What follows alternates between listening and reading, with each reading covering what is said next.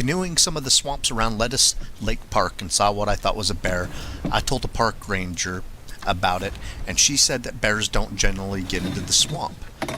I never put much faith in the skunk ape legends, but when I looked closer, I noticed that it had long swinging arms and moved through a very thick swamp with ease.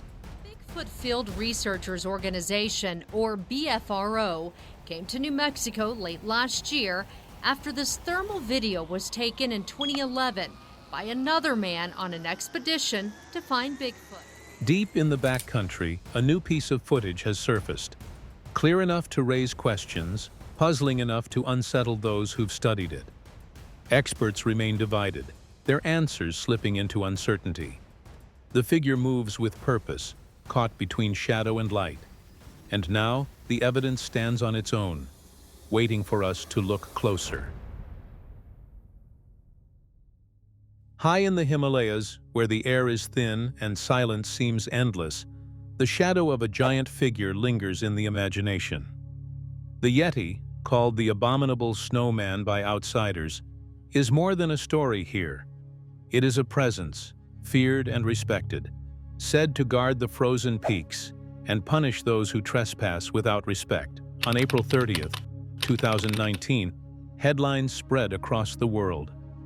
The Indian Army released photographs of massive tracks pressed deep into snow near the base of Mount Makalu in Nepal. Each print measured 32 inches long and 15 wide, far beyond the stride of any known animal. The discovery reignited questions that have haunted explorers for decades. Were these the steps of a living creature or echoes of a legend? Bigfoot and Yeti are conflated as possibly just two examples of the same sort of thing. And really nothing could be further from the truth. The descriptions of the creatures based on the eyewitness encounters are quite distinct from one another. But even more fundamentally for me, the footprints differ dramatically, with one having a much more superficial human-like appearance and the other having a divergent big toe looking essentially like a large chimpanzee or gorilla. Witnesses describe the Yeti as towering 6 to 8 feet tall, with a cone-shaped head and long arms. Despite the popular image of a white-furred beast, locals insist that most are brown or reddish, with only rare golden coats reported in certain regions. Physical descriptions are very consistent in terms of standing anywhere from 6 to 7 to 8 feet tall, completely covered in hair, and most importantly, walking on its hind legs like a man. There's been this perception on the part of many people that the Yetis are white. Yetis are almost always brown or reddish. The difference would be the Banjankri of Nepal. That Yeti is golden. The snowman image, repeated in Western stories, masks the truth told in Himalayan valleys. The creature blends with rock and forest more than ice. But the Yeti is not just a figure of curiosity. Stories handed down in Nepal and Tibet speak of its violent nature. Unlike the Sasquatch of North America, often described as shy and elusive, the Yeti is feared for brutal aggression.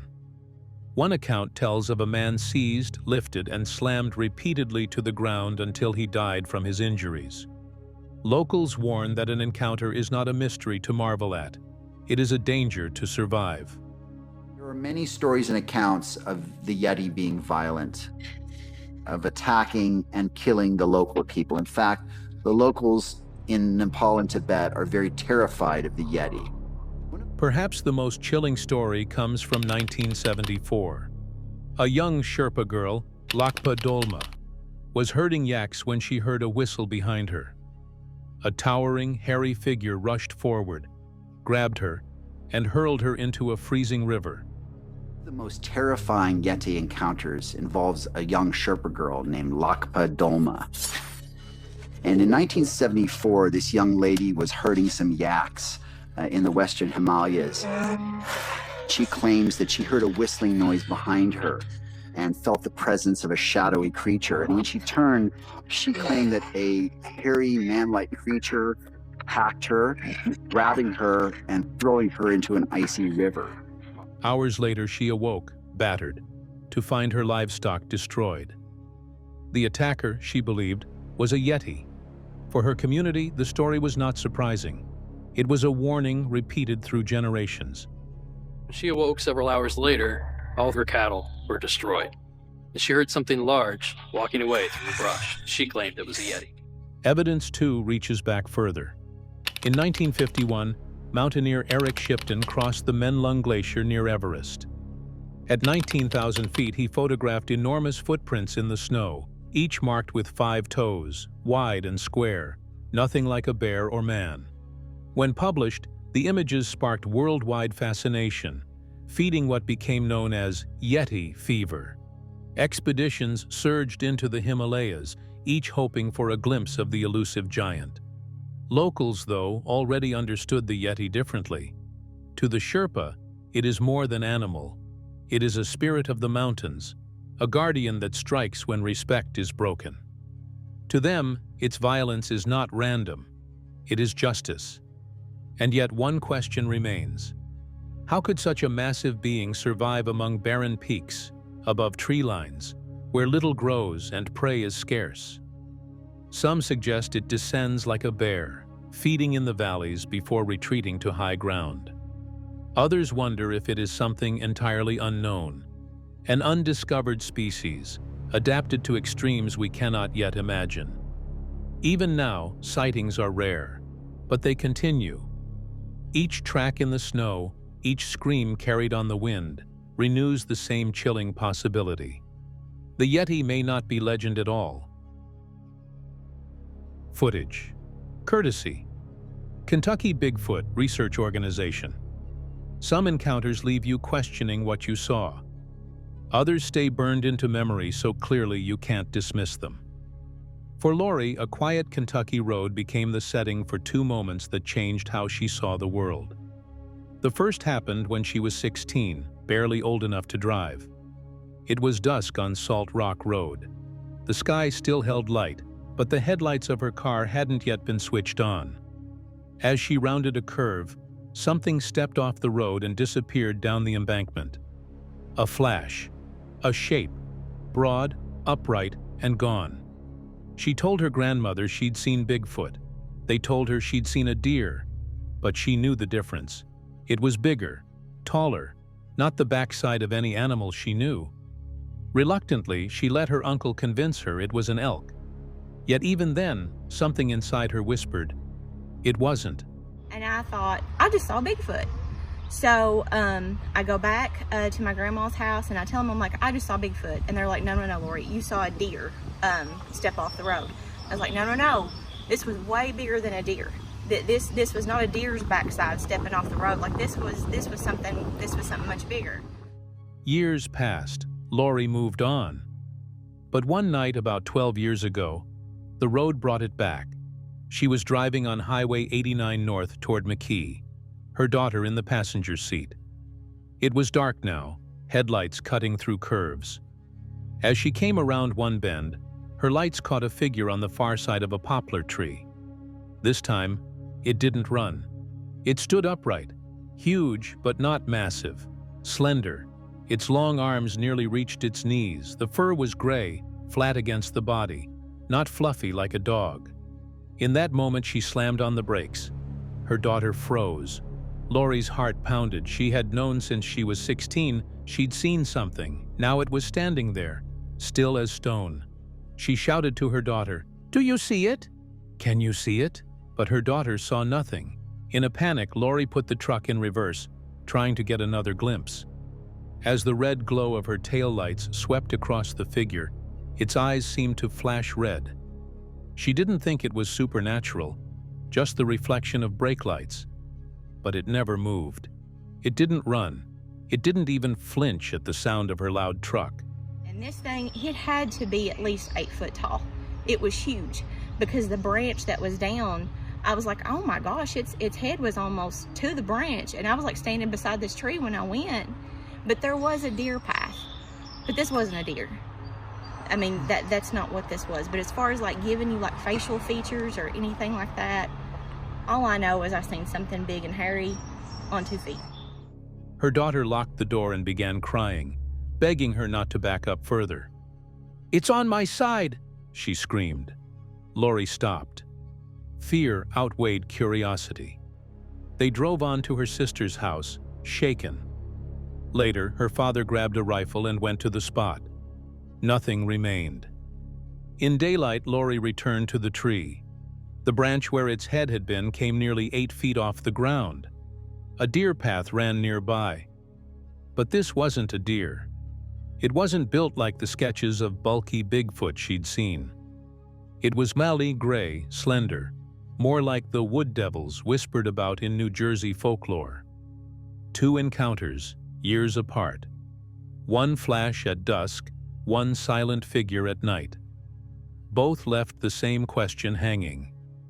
What exactly stands watching from the trees, tall enough to brush the branches and bold enough to never run? The Midwest is farmland, rolling hills, and pockets of deep woods, where dusk settles quickly. Carroll County, Ohio is one of those places. In the fall of 2000, a hunter named Greg Hawkins was bow hunting for deer along Canyon Road. He carried only traditional archery gear, a backpack, and a knife. The light was fading.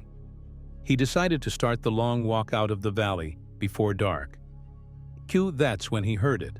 Not the wind, not a bird call, but a soft, childish giggle drifting from a swampy area below him. Thinking a child might be stuck near a nearby farmhouse, Greg climbed onto the squared-off stump of a fallen tree to listen. Childish giggle in the area below me, in the swampy area, and I thought there was a farmhouse near there, and I thought it was maybe some of their kids that had gotten in the swamp and was stuck. I walked a little closer, and I got up on this tree stump of a fallen tree that it fall over, and they cut a little bit of it off so the stump was nice and squared off to get on. What came next froze him in place. A deep, resonant grunt, like a bull or a cow, but heavier. A low vibration he could feel in his chest. Years of hunting since age 5 had not prepared him for that sound. He backed up the hill, moving slowly, much of the way walking backwards. The brush was too dense for binoculars to penetrate, yet the feeling of being watched only deepened. It had a lot of decibels to it because I could feel it hit me, and I'm like, what the heck was that? So I thought maybe I better get back up the hill a ways. I had a long way to walk, so I started making my way back up the hill towards the... Then came the breaking sticks off to his right. Whatever was moving wasn't on 4 legs. It was bipedal, pacing him through the woods. Half a mile still separated him from his Jeep. Each time he stopped, he heard 2 or 3 steps in reply. Something followed at a measured distance. When the tree line opened into a field, he felt a sudden warning, as if whatever it was might try to cut him off. Come in and take a look. But you're always going to be talking about, I think, data collection, so hair samples, having recording devices running to capture whatever you might hear or see. He veered wide into the open ground and began to run. By the time he reached his vehicle, darkness had settled. Nothing showed in his headlights. He never hunted there again. Encounters like Greg's echo across the heartland. In Ohio, the search for Sasquatch stretches back decades, from hair samples sent to researchers to the famous Ohio howl recorded in Columbiana County, now considered a gold standard Bigfoot vocalization. Tracks, audio, and stories surface in counties from Scioto to Summit. Clay shale soil makes prints fleeting, yet reports persist. Modern Midwestern researchers blend old and new methods. And being able to know the difference between a double bear step and what could possibly be a Bigfoot print. Okay, here's a barred owl and some monkey chatter, or what's that noise? We don't know. Some sit quietly at camp for days, letting curiosity draw something in. Others deploy audio recorders, thermal imagers, drones, or even pheromone chips in likely corridors near water and game trails. All stress patience, preparation, and respect. Entering what might be a nesting area is discouraged, like walking uninvited into a family's home. The woods of the Midwest hold more than deer and farm trails. I've been looking at this creature and it was 7 foot tall, and I'd say, and its hair was hanging from its arms. And you'd say, well, yes, and its eyes were big and dark, like coal. Yes, you're leading the witness into going over-exaggerating over what they saw. They hold stories like Greg Hawkins, fleeting glimpses and unrecorded sounds in the dusk. Whether these experiences point to an undiscovered species or a mystery of perception, the search goes on. And every hunter, hiker, or camper who enters these valleys at night faces the same question: who or what might be pacing them just out of sight? Footage, courtesy, KRQE. High in the Jemez Mountains of northern New Mexico lies the Valles Caldera, an enormous volcanic crater known for its vast elk herds and quiet wilderness. But in recent years, whispers have spread that something else may be roaming those ridges, something far harder to explain. Field researchers argue that this place holds near-perfect conditions for Bigfoot: dense cover, abundant prey, water sources everywhere. In fact, a piece of footage captured here in 2011 was enough to draw investigators from the Bigfoot Field Researchers Organization, better known as BFRO, as well as the television series Finding Bigfoot. The Bigfoot Field Researchers Organization, or BFRO, came to New Mexico late last year after this thermal video was taken in 2011 by another man on an expedition to find Bigfoot. The video wasn't shot on a regular camera. It was taken with a thermal imager, a tool that detects heat instead of light.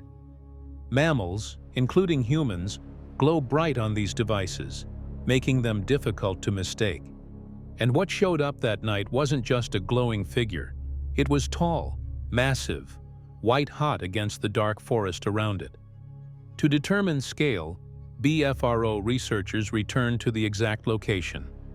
They compared the unknown figure to one of their own members, James Bobo Fay, standing in the same spot. The difference was clear. Bobo, standing 6'4", barely came close.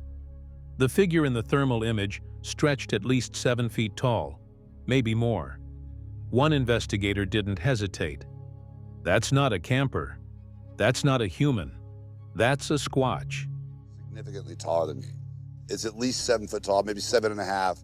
It's not a human. That is a squatch. This wasn't the first time Bigfoot reports emerged from this corner of New Mexico. In fact, the state has a long history of encounters. In 2008, reporter crews followed veteran Bigfoot hunter Tom Biscardi as he searched the Four Corners region, where dozens of sightings had been logged since the late 1990s. Biscardi claimed to find tracks near Farmington.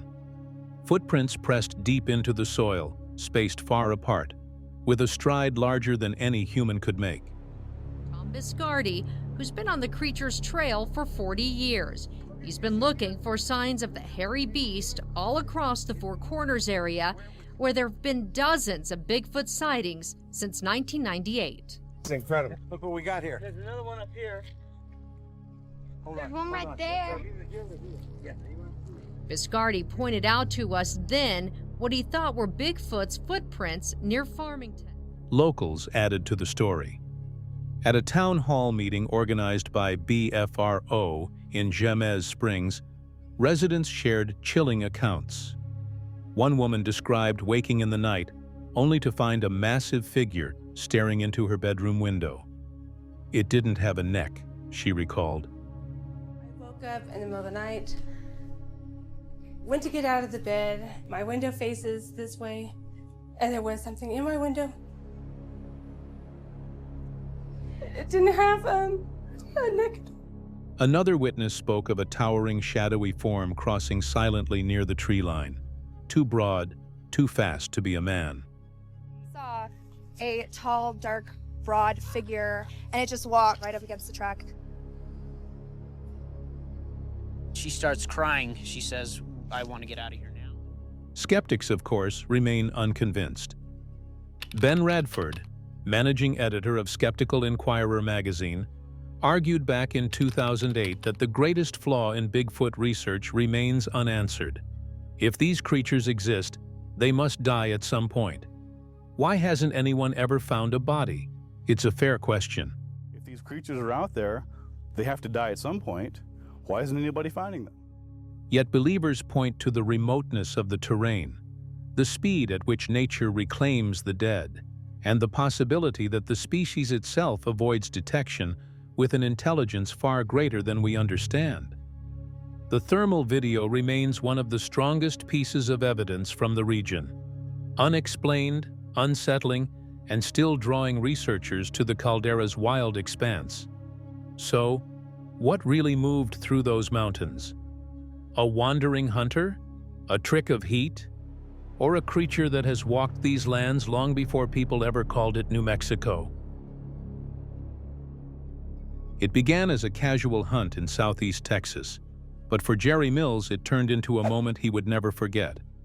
A co-worker had invited him to his deer lease, and before stepping into the woods, casually mentioned there were Bigfoots in the area. Jerry laughed at first, but as they walked in, the sound of wood knocks echoed through the trees. His friend nodded knowingly. "That's a squatch," he said. Moments later, another knock answered from a different direction, then a third. So we stopped there, and a little bit later we heard a branch crack. It's still tonight. There's no wind. There's nothing moving. It's just all of a sudden the snap of a... The forest suddenly felt alive with hidden presence. The experience stayed in Jerry's mind, and days later he returned. Hunting alone, he noticed egrets scattered across the water, their white feathers drifting. One bird had been freshly injured, its neck torn. Jerry realized something powerful had just fed there. As he walked, something paced him from the tree line. Every step he took was mirrored. Because when you find out, with no shadow of a doubt, your disbelieving mind, even though you've seen it, you still can't believe what you've seen. He finally raised his gun and warned whoever was inside to show themselves. Silence answered back. The pacing only stopped after he turned a corner. Minutes later, his phone rang. His buddy, hunting in another section, claimed the same thing was happening to him. When the two men regrouped, they tracked the area. In damp soil near a ditch, Jerry found a print, wide enough that his size 12 boot could not touch the edges. Water still pooled inside the impression, while the rest of the ground lay dry. It was clear something massive had crossed just moments earlier. That ain't an owl. It's coming from, there's no trees out there, Mike. It's laying down or something. Well, we walked off, and when we got to this one spot, it stopped. We stood off the edge of his range and smoked a cigarette or two. I said, let's check this out. We walked back that direction as soon as we got past that line of delineation. That was his first undeniable moment, a realization that something beyond stories was walking the Texas swamps. Jerry's encounters did not end there.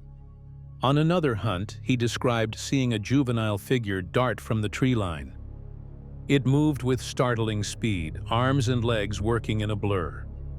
Later that evening, he and his partner saw a towering figure emerge near the road. At least 8 feet tall, it crossed effortlessly in only 2 strides. The impression it left in the soft soil showed deep toes and the ball of its foot pressed into the earth. The power and grace were undeniable. And there was a little berm on the edge of the road where, dozers come in and push it clean, where she'd come up on a little rise to go back up into the woods. You could see the ball of her foot and her toes where she pushed off and just whoop, looked like she was floating. Weeks later, Jerry returned again. This time, the discovery came not from the forest, but his own truck. In the thick dust on the rear window, a massive handprint was pressed into the glass. The size, the long thumb, and the clear ridge patterns told him it had leaned close, inspecting. The creature had touched his truck as if testing it. To Jerry, these moments became more than stories. They shaped a lifetime of belief. Nights in the swamp revealed silence where insects stopped chirping, branches breaking in still air, and the sensation of being followed just out of sight. For him, Sasquatch is no myth. It is a neighbor in the woods, ancient and elusive, moving through creeks and bottomlands that few dare to enter. In the swamps of Texas, Jerry Mills found more than a legend. He found a truth that changed how he looked at the forest forever. Footage courtesy. The I Believe in Bigfoot project. Human testimony is fragile. Memory bends, details shift, and stories can be fabricated. But what happens when dozens of accounts point to the same details, the same creature, the same chilling presence in the woods? Are they all mistaken, or is there truth hidden among their words? David Barra, curator of the expedition. Bigfoot. Museum in Blue Ridge, Georgia, has spent over 40 years in the study. His fascination began as a child in Miami, watching reports of the Florida skunk ape flicker across nightly news broadcasts. They spoke of something more than a monkey. A towering man-like creature, larger, stronger, and stranger than any known animal. For David, it forced a hard question. Either eyewitnesses were lying, or what he was being taught in school about human evolution was missing something crucial. That conflict never left him. We're talking about some kind of a huge man-like creature that was much bigger and faster and stronger than an ape or a gorilla. And it was roaming the woods, and some people were calling it a missing link, or the caveman kept popping up. And at that time, I was, in my schooling, I was learning a little bit about anthropology and the theory of evolution. And I kept thinking how those two worlds were colliding hard. Michael Cook's story, however, wasn't born from curiosity. It came from fear. At 16, skipping school to fish on a Kentucky riverbank, he heard something crash through the woods. At first, he thought it was a bear. But when the figure rose to its full height, towering over the trees, the truth cut through denial. He ran. To this day, he recalls the sound of trees snapping like matchsticks, as something massive pursued him. He admits he felt a primal terror unlike anything a bear or elk could bring. Other witnesses describe similar encounters. Giant figures with eyes glowing in the dark, rocks hurled over fences, and guttural roars so powerful they shook the air itself. One man remembered seeing a 9-foot-tall shape framed against apple trees. Another spoke of trees ripped from the ground and hurled like sticks. The detail repeated again and again. Strength beyond reason. I was 9 years old. That happened in '74. I was 9. And whatever, that fence row was growed up in rose bushes, wild rose bushes. That's why they raised fences back in. They had a fence in the middle, but it was wild rose bushes all the way down it. He couldn't get through it, but he was on the other side of the fence. So I said, I told you, you better answer. You're scaring me. I said, I'll go on if you want me to. And then it just started throwing rocks. These rocks started coming over the fence. Whack, woof, wham, broken tree limbs, splat, splat. Not all accounts end with escape. Carolyn Allen described something far darker. Her family dogs, penned inside a tall, secure fence, were found lifeless, necks broken, bodies drained of blood, and laid gently on the ground. There were no signs of struggle, no damage to the fence, just silence and death. Could such precision and control belong to a simple predator? Or was it evidence of something beyond ordinary nature? Testimonies stretch across decades, states, and generations. Some speak of sightings in the swamps of Florida. Others describe screams echoing through Appalachian ridges. Many recall details that overlap: glowing eyes, overpowering stench, immense size, and the strange silence that falls before an encounter. And I'm camera blind. I'm looking at my screen, all I can see to walk by in the pitch black night is the camera screen. And then you see something in the camera screen, and when you look up, now you're camera blind, but now you can see this outline of this huge black object standing behind this little thin tree, if you will, that just doesn't make sense. Skeptics argue that memory fails, fear exaggerates, and stories spread like wildfire. Yet for the witnesses, these moments never fade. They speak of sleepless nights, of being haunted by eyes that watched from the dark. One even admitted he could not retell his story without breaking down in tears, even decades later. Are these testimonies proof of Bigfoot's existence? Or are they fragments of fear, stitched together into legend? The question lingers, and each account leaves us with the same uneasy pause. If so many people are wrong, then what exactly is stalking the forests of America?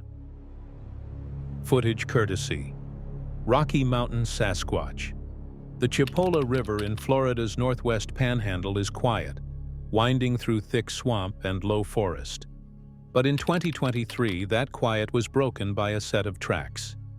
Charles, a local outdoorsman, recorded fresh prints just 300 yards from where other tracks had been documented earlier. The trail led straight into the river, each step pressed deep, as if something heavy had moved into the water. Not long after, Charles photographed more prints along the same river system, about a mile away. They were broad, human-like, and clearly not from any deer or bear.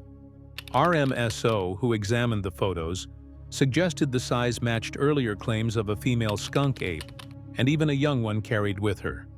Around the same time, trail cam footage began circulating online. The image showed what many believed to be a mother and infant skunk ape, the small hand of the young one pressed against the adult's face. The details sparked debate. Some viewers claimed it was nothing more than a suit. Others challenged them to prove it, asking for an identical costume to be found. None surfaced. Zooming in, the image revealed ears too large for a chimp and a face too human-like for any known ape. Could it really be a skunk ape family moving through Florida's backcountry? For context, the Chipola region has long been considered a hotspot. Sightings here stretch back decades, often described as ape-like but with human features. Some accounts say the skunk ape looks stockier than northern Sasquatch, with a flatter face and shorter build. If true, what Charles filmed fits that history. This is the creature's ears and how the human-looking face is. Appears the baby has part of its hand and most of its fingers on what I believe is the mother's face. Doesn't look like a chimpanzee to me. However, I do wonder if it's some kind of an ape or monkey living in the wilds of Florida. Also, wonder if a skunk ape looks anything like this. Adding weight to the story, another remarkable clip surfaced from Lettuce Lake Park. A man named Matt was canoeing through thick swamp when he captured what he first thought was a bear. But as the figure moved, it displayed long arms, a tall frame, and surprising agility in the water. Park rangers dismissed the idea of a bear in that area, leaving the mystery unresolved. The guy writes Bigfoot evidence from 2015. I was canoeing some of the swamps around Lettuce Lake Park and saw what I thought was a bear. I told a park ranger about it, and she said that bears don't generally get into the swamp. Matt later admitted he hadn't believed in skunk apes before, but the footage changed that. The figure seemed to notice him, moved toward deeper water, then vanished beneath the surface. I never put much faith in the skunk ape legends, but when I looked closer, I noticed that it had long swinging arms and moved through a very thick swamp with ease. Years later, RMSO returned to the footage, cropping, stabilizing, and slowing it down. They pointed out what looked like the creature carrying a snake, perhaps its dinner, before slipping back into the swamp. Killed a snake, or is in the process of killing a snake, perhaps caught its dinner before it heads off into the swamp. Just amazing footage. If it was a hoax, it was a dangerous one. Nobody sane would swim through those waters with 12-foot alligators and venomous snakes nearby. The Chipola prints and the Lettuce Lake footage now sit side by side as part of Florida's long, tangled skunk ape history. Some see an ape, others a man in a suit, but for locals, the story carries a different weight. If a mother skunk ape and her young are moving along the Chipola, then the forests of Florida may still be home to something wild, and something we have yet to truly understand. Footage courtesy: Exploring with Angelo. The forest was ancient, wrapped in mist and silence. Angelo had just arrived, struck by how beautiful and untouched it felt, a place where time itself seemed to hold its breath. Yet even in that first moment, the lake gave a warning. Ripples spread across the water with no cause, as though something unseen had broken the surface. He worked at his fire, gathering warmth against the night air. The quiet deepened, broken only by the crackle of wood. Then came the spirit box, his way of testing the silence. For long minutes, nothing answered. I have a feeling there's some sort of mimic here. Something.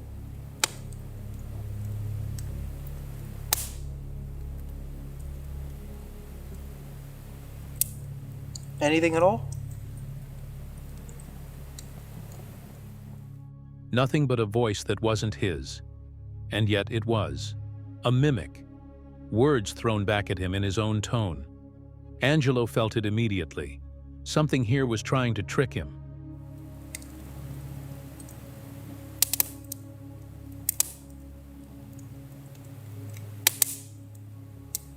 Odd. Odd that it's not saying anything at all. Okay, well, I heard my own voice. What is that? Is something literally mimicking me? Trying to freak me out? He demanded it not to follow. He knew the stories of mimics. He knew what it meant. And still, the replies came. You do not have permission to follow me. I already have something following me. I don't need another one to use. Fragments about 50 years. A name whispered. Henry. Then silence again, broken by knocks in the dark. A trumpet call from nowhere. Trumpet. What the hell? And stones placed neatly on a table, as if by unseen hands. The night pressed heavier. Lights flashed behind him. A truck appeared on the dirt road at 2 a.m, headlights sweeping the trees, then vanishing without sound. The timing felt wrong, deliberate. Okay, well, I think I'm gonna set up the tent. Get ready to sleep.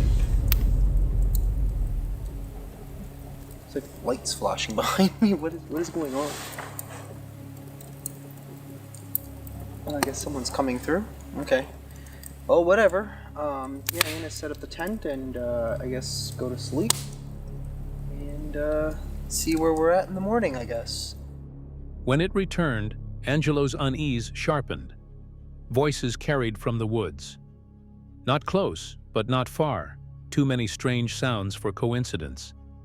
Inside his tent, exhaustion finally took over. The sandy ground was soft enough to rest. But sleep didn't come easy. His light flickered and died. Something moved close, right beside the thin walls of nylon. A voice, human, clear. Maybe I should get my cot. I'm so tired, I don't want to go get it.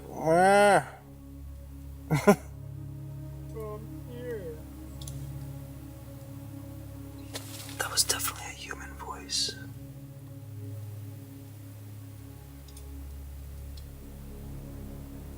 Wait, see if I hear it again. Calling in the dark. Angelo froze. His instincts screamed, "Get to the car." He left the tent behind, gear scattered. Every sound seemed magnified now. Movement by the trees, a grunt from the water, whispers that had no source. Even the dock shifted beneath him, as if something beneath the lake pressed against its beams. Mist rose, shapes stirred, and again came that unearthly noise. Too close, too strange. Grunt. Oh, Mr. Moose!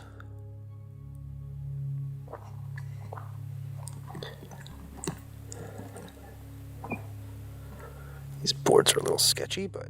The night stretched on with no rest. At Pine Lake, he thought he saw something tall and dark, standing just beyond the bushes. Moose, maybe. Or not. So what I saw, kind of as I pulled in here, I thought I saw something like really tall and dark right over there. Could be a moose. If it is a moose, we do not want to approach, but we'll try and see if we can see what it is from a distance. Because I do not know. And I don't really want to encounter a moose at this time. Branches cracked, shadows shifted. Every answer opened another question. By the time he returned to the ancient forest, the weight of the place had settled in. The boardwalk was long and silent, the trees massive and old. Something walked there with him, footsteps echoing on wood, a pace that matched his own. Grunts in the dark, sudden heat, voices out of place. The deeper he went, the stronger the feeling became. He wasn't alone. That was creepy. It legit sounded almost like somebody was walking on the boardwalk towards me.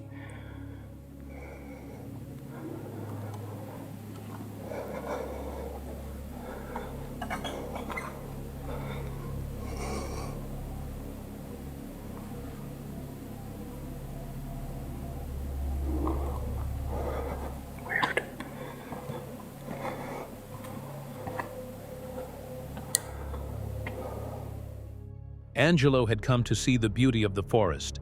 Instead, he found the other side of it. The silence that speaks, the shadows that follow. Some say the land remembers. Some say things mimic to draw you closer. Well, that's strange.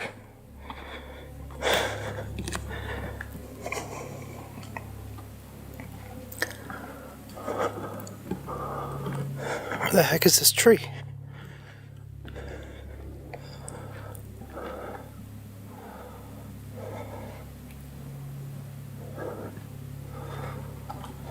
I'm kind of getting nervous now. I don't know why.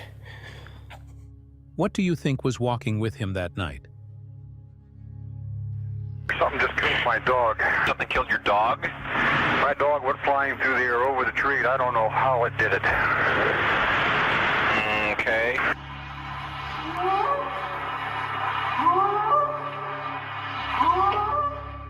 It all begins with a phone call. A man, his voice uneasy, reports that his dog has been killed by something unknown. Squatch Mafia captured this chilling moment, showing the line going quiet, followed by faint but haunting vocalizations. Something just killed my dog. Something killed your dog? My dog went flying through the air over the tree. I don't know how it did it. Okay. Deep, unsettling sounds not easily placed in the natural world. He can't explain the cause, only that the animal was left lifeless, as if attacked by a predator no one could identify. The video that follows is just as unnerving. Filmed from a distance, the recorder stays hidden deep in the forest, pointing their camera far ahead. What comes into view is a towering figure, dark and broad, bending down to hold the unmistakable body of a deer. Slung over its shoulder, the carcass hangs limp, carried with effortless strength. The witness never moves closer, but even from afar, it's clear this isn't a hunter, and it's no ordinary man. The way the animal is handled, as if it weighed almost nothing, speaks to a power that few creatures could possess. When the footage is shown again in an enhanced version, the outline sharpens. Long arms, a heavy stride, and a form that matches the descriptions given in countless Bigfoot encounters.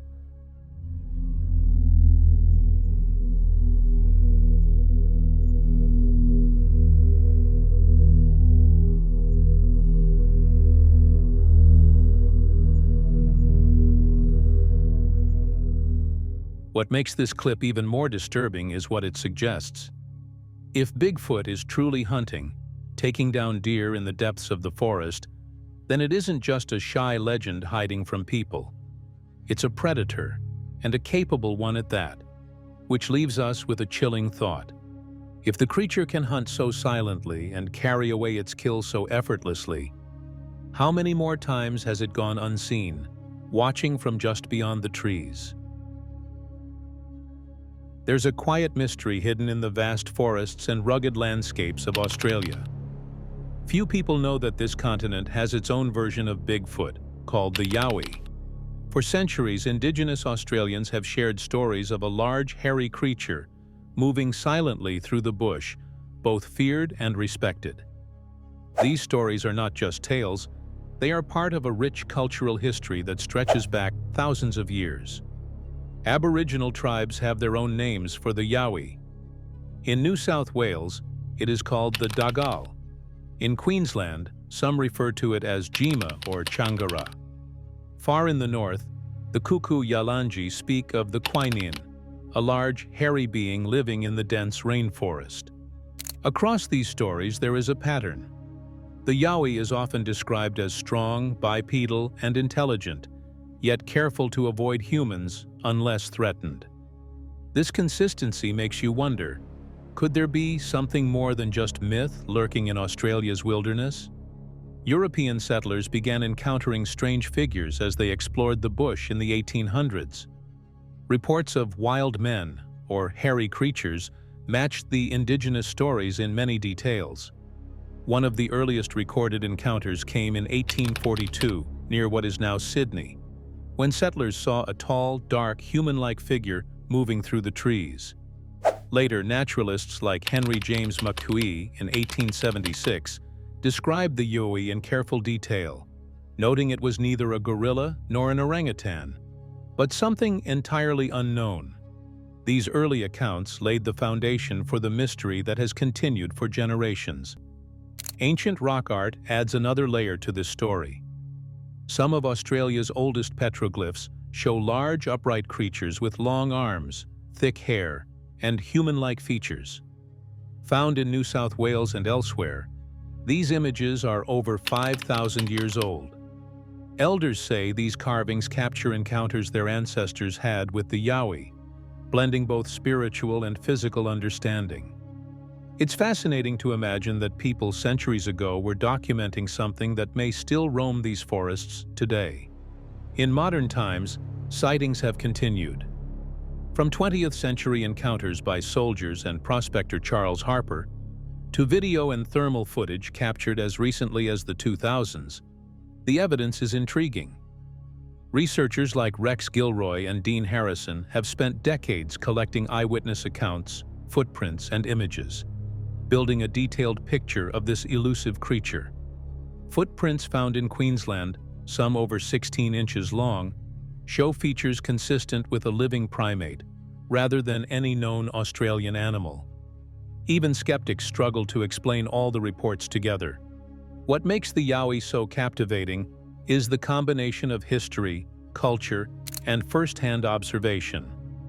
From children being chased in Springbrook to park rangers spotting massive figures in the distance, the stories continue to emerge. Each report adds a thread to a tapestry that stretches across centuries. Could there really be an undiscovered primate wandering Australia's remote forests? The evidence is compelling enough to keep both researchers and curious explorers asking questions. The Yowie remains one of the world's most mysterious cryptids. Its story is part legend, part science, and part the deep, quiet wilderness itself. While we may never have all the answers, the combination of indigenous lore, historical accounts, footprints, and modern footage makes it hard to ignore. Perhaps one day, new technology or patient observation will reveal what has remained hidden for so long. Until then, the Yowie stands as a reminder that the world still holds secrets waiting to be discovered.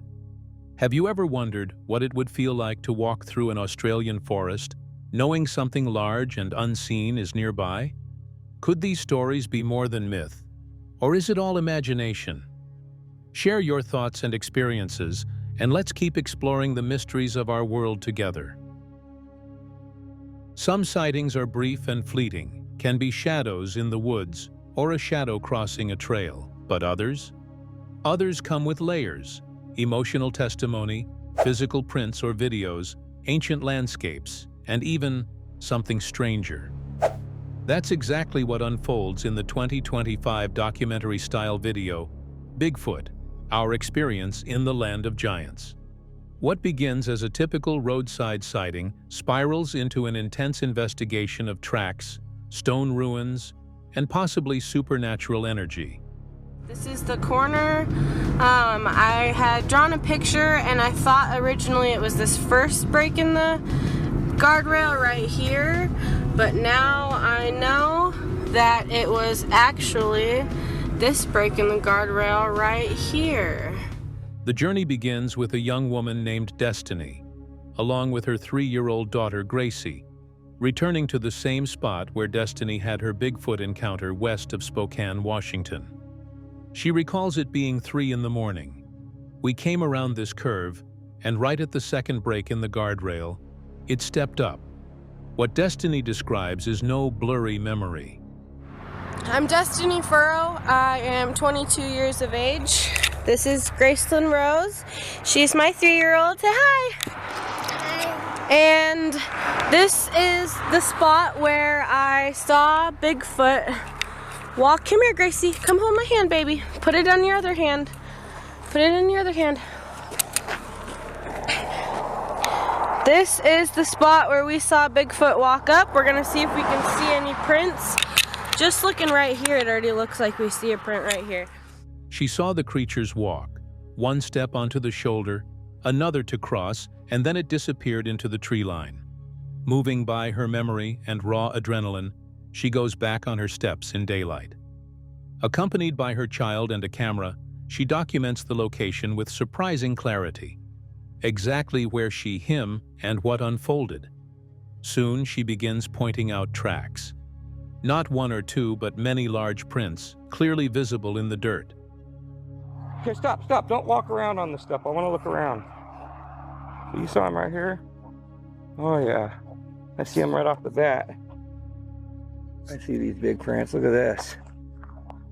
Oh, yeah. Gosh, that one's almost.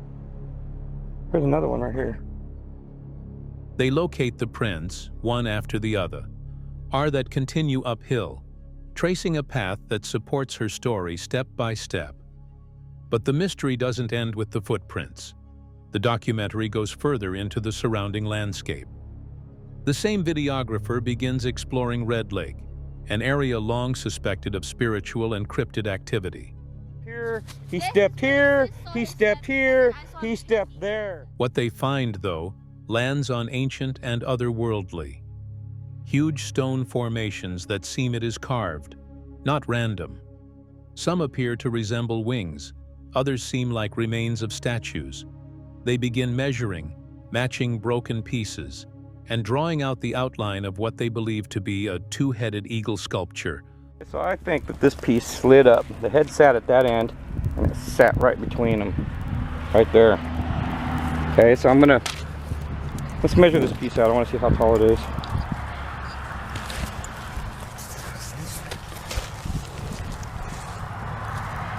Okay, it's 39 by the edge. 39 by, go that way a little more. Probably 39 by 24. A remnant of some forgotten civilization. Then the narrative takes a surreal turn. As they meditate and perform spiritual cleansing rituals near the lake, strange energy is felt. They throw organite crystals into the water, and what happens next is hard to believe. Yeah, and I see along this here, see how some of these stones are just huge? And when we get around that corner over there, they all start looking like they're fitted into place. Huh. See there at the top right there? They seem like they're perfectly... Some beveled stones. Yeah. Let's go check those out.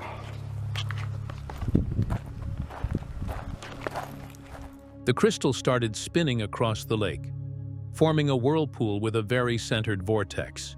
To skeptics, this might all sound far-fetched. Stone wings, energy fields, lake spirits. But within the context of Bigfoot lore, it isn't new. Native Spokane legends spoke of giants who lived west of the city, beings who grew in stone shelters or traveled between worlds. The team believes they've found one such shelter, which is possibly an underground home of a Bigfoot clan. Some sort, double-headed eagle. What's your read on the energies around here? Sounds like double-headed eagle. Now we can pick up on that. This gotta be structure. Look over there across the river. Do you see that structure over there across the river? It looks like maybe an old staircase or something over there. Yeah. Nestled in a landscape shaped by both nature and something even bigger. What makes this footage so interesting isn't just the print evidence or wild theories, it's the sincerity. It's the father filming to preserve his daughter's memory. It's the young mother tracing her fear and wonder. It's the connection to land, mythologies, lore, and legacy. Whether you believe in Bigfoot as a flesh and blood creature, a myth, a spirit walker, or simply a mystery which has not been solved, this encounter in the land of giants will stay with you long after the video ends. Ontario, Canada is a place where beautiful lakes stretch endlessly into dense forests, and where the wild remains very much untouched. It's also a region talked about in stories of towering, interesting beings lurking the woods. And on one quiet day, those stories gained another chapter, but this time captured on camera by a group of unsuspecting boaters. There has been a lot of Bigfoot activity in Ontario, Canada recently, and there is also a long history of Bigfoot sightings in this wild, remote area. Recently, we have seen a lot of photos and videos of Bigfoot in the area. The video begins like any peaceful outing on the water. The boaters drift swiftly near the edge of the shoreline, surrounded by thick vegetation and calm, still water. Suddenly, something disrupts the natural vibes of the scene. A movement, very subtle yet distinct, draws their attention toward the land. A figure appears, partially hidden by brush and trees. At first sight, it's almost impossible to spot, but once you see it, you can't unsee it. Here is one of the latest Bigfoot sightings captured by some boaters. I'll play it through and then I'll zoom in on the subject and then play it again at full speed and then slow it down so that we can get a better look at the Sasquatch-like subject on video. Soon the video zooms in on the subject. Even with closer inspection, the creature's coloring perfectly matches the undergrowth of its surroundings. It is a deep, earthy brown that blends seamlessly with the surrounding foliage. It's a natural camouflage. If it had crouched or lain down, it likely would have vanished from sight entirely. This isn't just about hiding, it's about being a part of the environment. But perhaps the most intriguing part isn't just how well it hides, but it's how it moves. It appears the boaters are going closer to land to get a better look at what they just saw. When I replay this again, I want you to notice the camouflage color of the Bigfoot. The grass and the foliage on the ground, it's nearly the same color. Here's the original again. I'm going to play it forward and backwards for you, and then I'm going to zoom in on it. The footage plays in slow motion. The creature's gait is smooth, steady, and surprisingly fluid.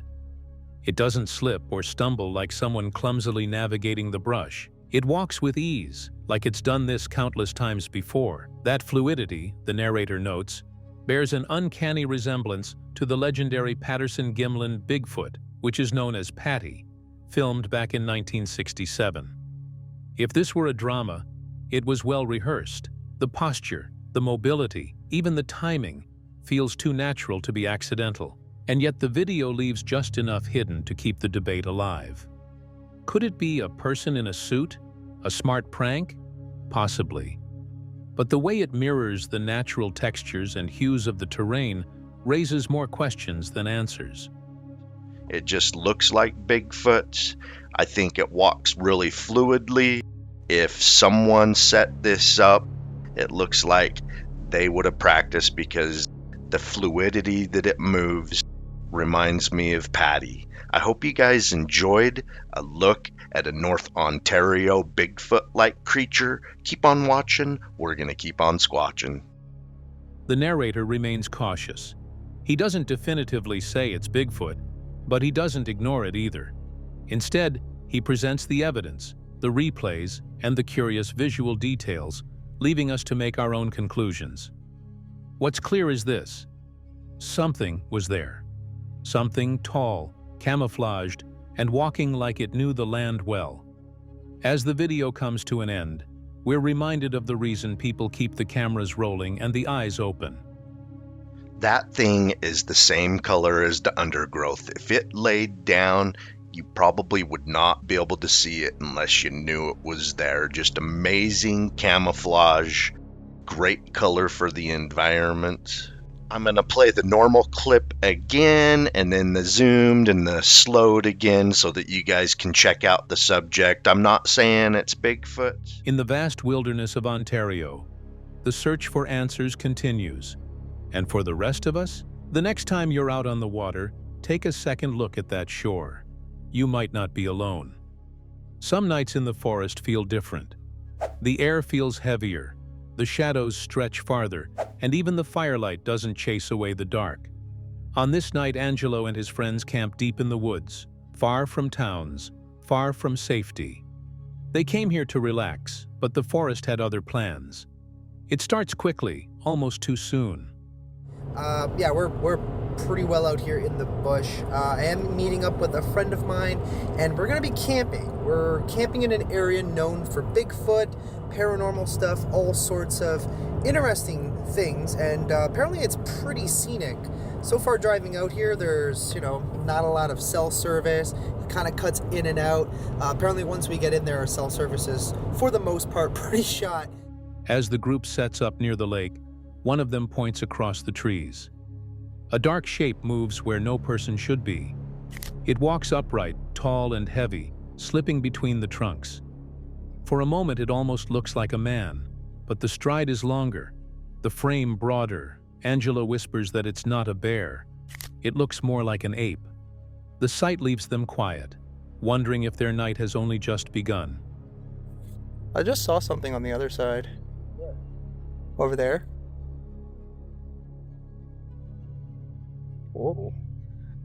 Yeah, you can see it walking out of there. Yeah. Wow. It looks... That is not a bear. No, not at all. But it also looks like an... The hours pass with unease. Laughter fades, replaced by listening. Then, from across the still water, a sound rises. It is not the cry of a bird, not the splash of a fish. It is a grunt, deep and drawn out, carried by the night air. The friends exchange nervous looks. Some say it could be a bobcat, but the weight of the sound feels larger, heavier, as though something hidden is calling from the other side. As the fire burns lower, another disturbance shakes them. From deep in the trees comes a rhythm, sharp and deliberate. Wood on wood, echoing through the darkness. Not once, but again and again, like a signal meant to travel. The sound doesn't belong to the wind. It doesn't belong to chance. In Bigfoot research, this is called knocking, a way of sending messages. Here in the still forest, it feels less like research and more like a warning. For a second, I thought I saw eyes. Okay. What was that? Like that cat sound kind of thing? Apparently bobcats have been spotted in Ontario recently. Really? Yeah, like no joke. Apparently they're around. What about mountain lions? Are there any? That's the same thing. Oh, is it? Yeah. No, bobcats are different. It's essentially the same thing. Same concept anyways. Mountain lions probably not. Yeah, probably more like cougars, bobcats. Yeah. There is but pictures. Either way, they're dangerous, so... I like cougars. Okay. Did you find one? They try to calm themselves, but the forest grows bolder. A crash tears through the night, like something heavy snapping branches or shoving a tree aside. The ground trembles faintly beneath their feet. Angelo and the others freeze, eyes wide toward the tree line. Whatever made the sound is large, strong, and close. In that moment, the fire seems too small, the woods too endless. By now, the group knows they are not alone. Shapes seem to flicker at the edge of the trees. Sounds move where the light cannot reach.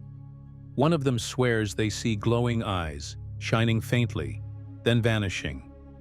Another hears a low moan drifting across the peninsula.